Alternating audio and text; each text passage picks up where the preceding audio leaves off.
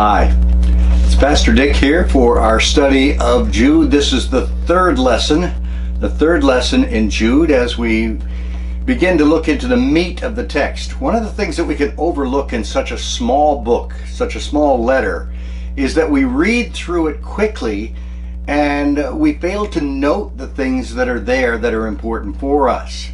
Now, one of the ways that I do a study is I pore over the passage, read it over and over and over again through a series of weeks. And it's like raking over the ground this way and then that way, pulling out the rocks, sorting things out. And I finally come up with an outline of what's being said and how that should be communicated to us. I've done that in this passage this morning as we're looking at the instructions to the saints. There are basically two instructions here for the believers. The first one is to contend for the faith, and we can lose everything else because that's all we think he's saying. That's not all he's saying. The second thing that he says is to the ain'ts, to the non-believers. He talks about the false teachers. This is very important as well, so we're going to cover that next week, but this week we want to talk about the instructions to the saints, that is, to the believers, true believers. In every church there are true believers and there are false believers. Now that makes some people uncomfortable, but if you'll pick up the documents that are on our website at ministrytoday.org, you can find a document of evidence or proofs that you are born again. I think that's helpful for those of you that are insecure in your faith and would be intimidated by these things.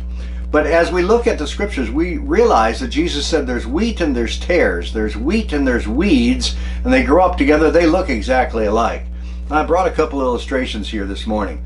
Here's a flower I brought for my wife yesterday. It was our anniversary, and also it was Father's Day. The flower is real. This is a real rose, and I can tell it's real by the feel of it. It's got the little thorns on it.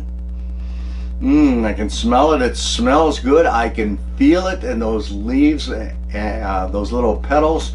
And as time goes by, those petals will widen out and then they'll fall off. That helps me to understand that this is real. If it were phony, it would stay the same all the time, and there wouldn't be any bees that would be attracted to it because they're not attracted to the phony. They're attracted to the real.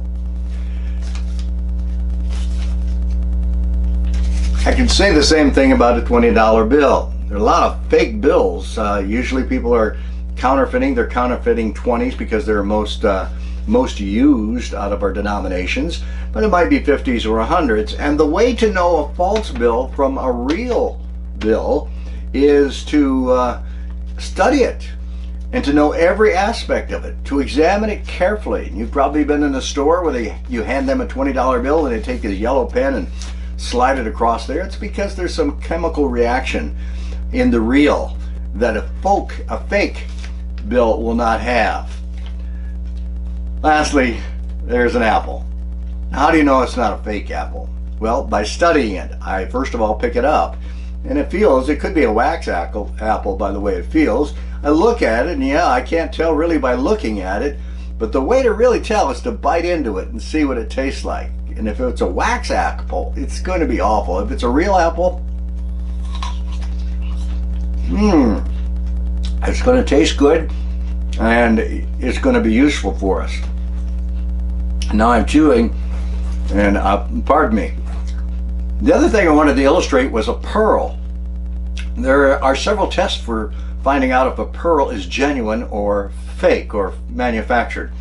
And that is, real pearls are made up of the oyster covering a piece of sand or whatever irritations inside the mollusk.